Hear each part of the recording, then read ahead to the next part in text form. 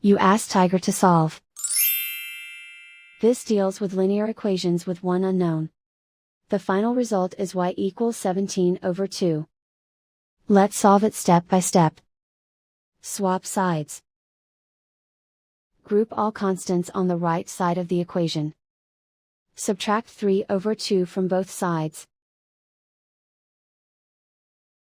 Combine the fractions. Combine the numerators.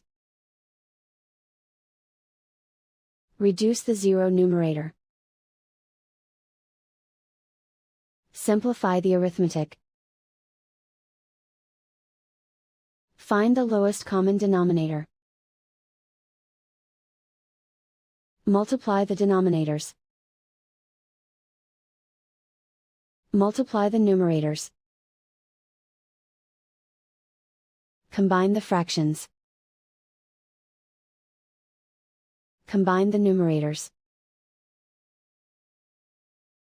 Isolate the y. Multiply both sides by inverse fraction 3/(-1). Group like terms. Multiply the coefficients. Simplify the arithmetic.